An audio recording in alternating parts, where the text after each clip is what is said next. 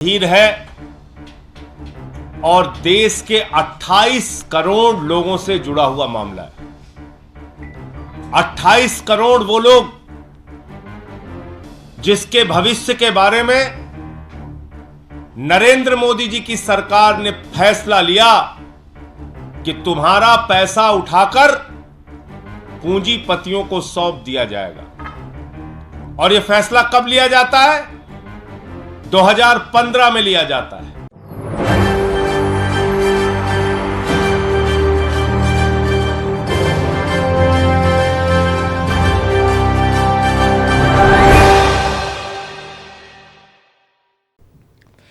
नमस्कार, मैं हूं मोहम्मद आसिफ और आप देख रहे हैं SPN 9 न्यूज।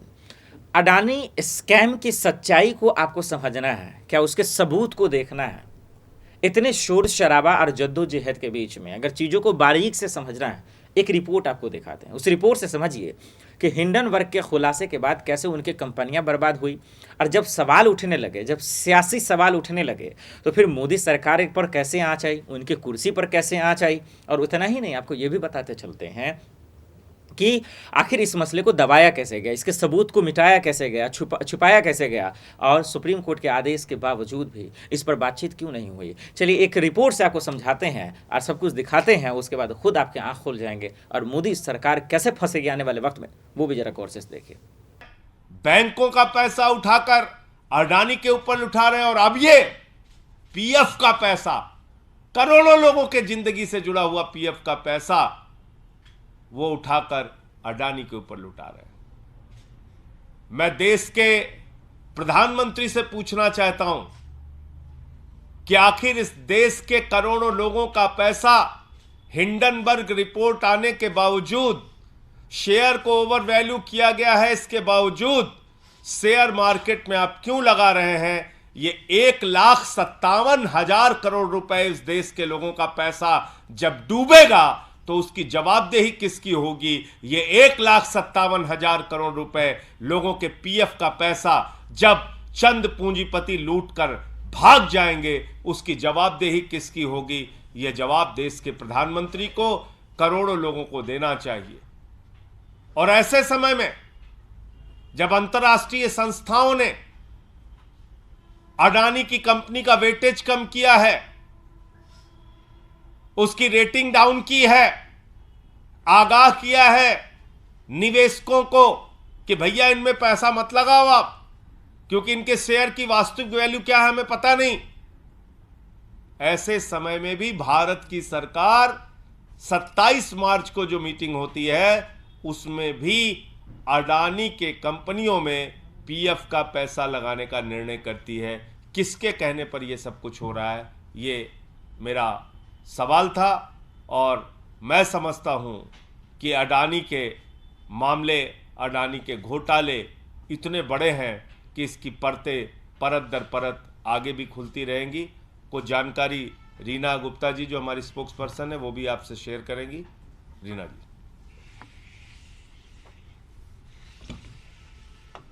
देश के करोड़ों लोग स्टॉक मार्केट में अपना पैसा लगाते हैं।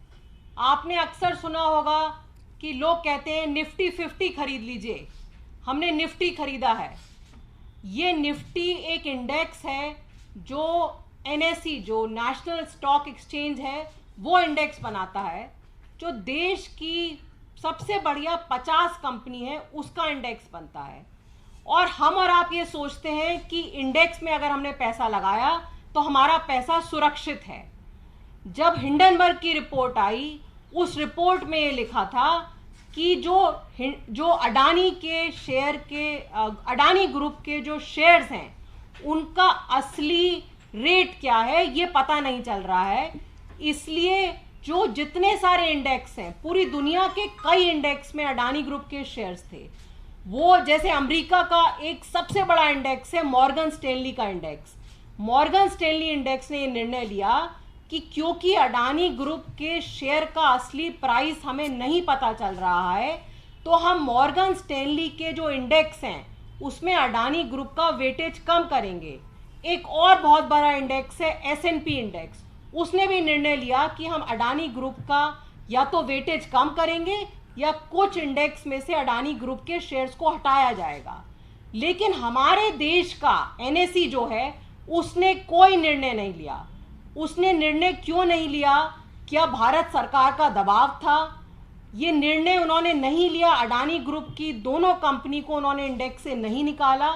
इसकी वजह से आपका और हमारा जो 28 करोड़ लोगों की जो गाड़ी कमाई है और बाकी सारे लोग जो स्टॉक मार्केट के इंडेक्स में पैसा लगाते हैं, रोज उनका पैसा अडानी ग्रुप की कंपनीज में लग रहा है।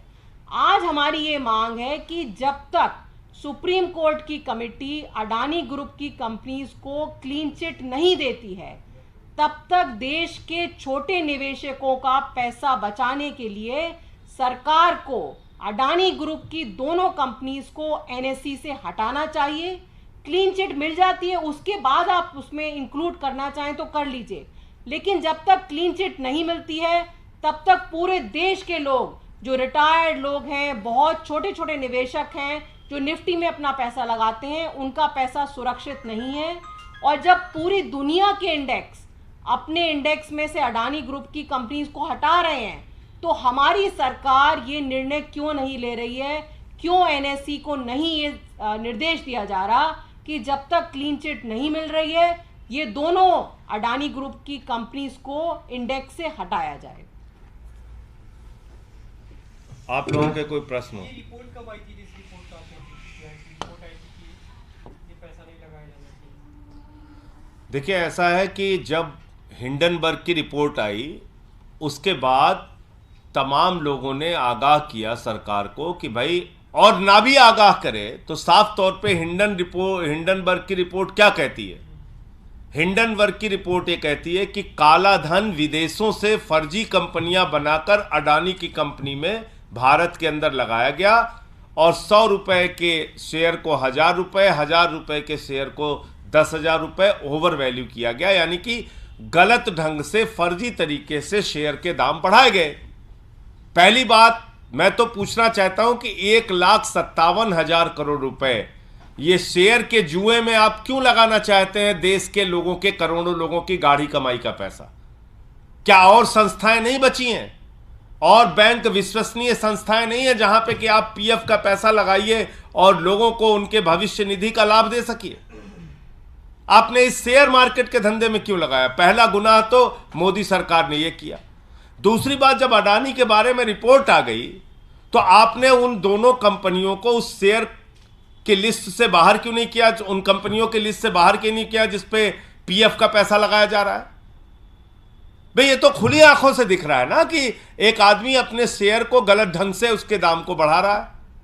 और अगर भविष्य निधि के पैसे से, पीएफ के पैसे से आप उठाकर उनके शेयर खरीदोगे, वो शेयर डूबेंगे तो करोड़ों लोगों का पैसा डूबेगा, जाहिर सी बात है। जैसे एलआईसी में करोड़ों लोगों का पैसा लगा हुआ है और एलआईसी ने उठाकर वो पैसा अडानी को दे दिया।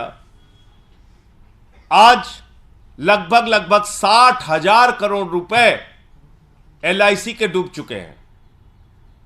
यानी कि जो निवेश एलआईसी ने किया था, जो पैसा एलआईसी ने लगाया था, उसके हिसाब से उनकी शेयर वैल्यू कुछ दिनों पहले तक 87,000 करोड़ रुपए थी। वो घट के करीब 27,000 करोड़ रुपए बची, 60,000 करोड़ रुपए लोगों के डूब गए। इसी तरीके से एसबीआई ने पैसा दे रखा है अडानी को। अडानी की कंपनियां डूब रही हैं तो जो पैसा कर्ज में दे रखा है, लोगों की गाढ़ी कमाई का पैसा, वो भी डूबेगा। इसी तरीके से पीएफ का पैसा, देश के करोड़ों लोगों का पैसा, पीएफ का पैसा उठा के आप अडानी को दे रहे हो। और चलो पहले दिया, हिंडनबर्ग की रिपोर्ट आ गई, उसके बावजूद दे रहे हो। ईपीएफओ की मीटिंग जो होती है उसमें आप फैसला करके उनको पैसा दे रहे हो। तो ये क्या है? ये दिखा रहा है कि आपने आंख पे पट्टी बांध ली है। आपने देखा ये रिपोर्ट, अब देखकर समझिए। ये तो ज़रूर है कि 2024 के चुनाव में मोदी सरकार को इस मसले को लेकर ज़्यादा फर्क तो नहीं पड़ेगा, लेकिन ये सच्चाई ज़रूर है कि वोट ज़रूर कटेगा।